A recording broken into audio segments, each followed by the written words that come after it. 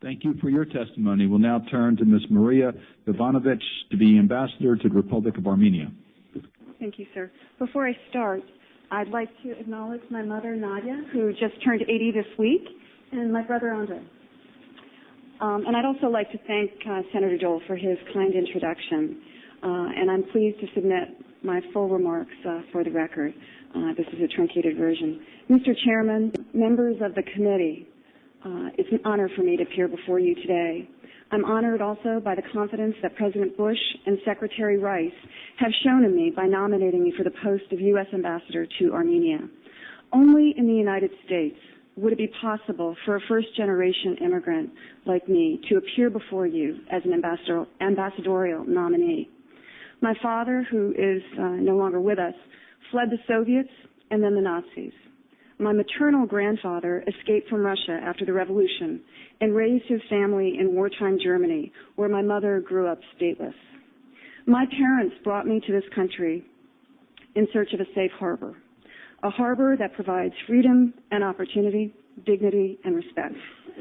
The United States offered our family a second chance, just as so many Armenian Americans received a second chance in our country after they were driven out of the Ottoman Empire.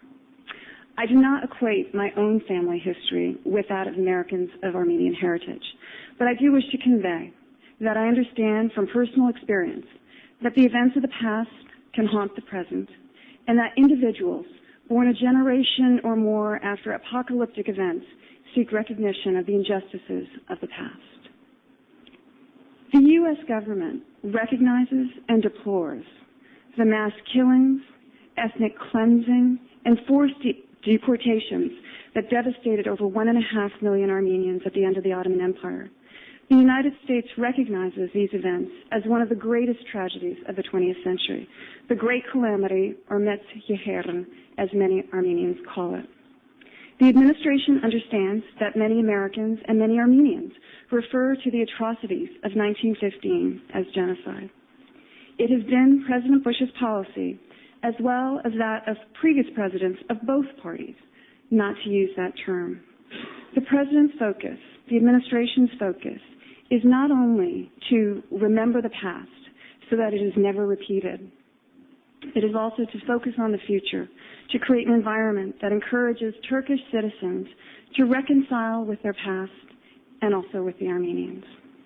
It's important to end Armenia's isolation in the region by working towards normalization of relations between Armenia and Turkey and the opening of their land border. If confirmed, one of my top priorities will be to support regional stability by facilitating Armenian-Turkish relations as well as a peaceful settlement to the Nagorno-Karabakh conflict with Azerbaijan. The status quo in both situations is unacceptable and not in regional interest or in U.S. interest. Some progress has been made in both areas recently, which we welcome. Finally, but very importantly, restoring democratic momentum in Armenia after the flawed presidential elections and their violent aftermath is also a key U.S. goal, as is assisting Armenia's transition to a market economy.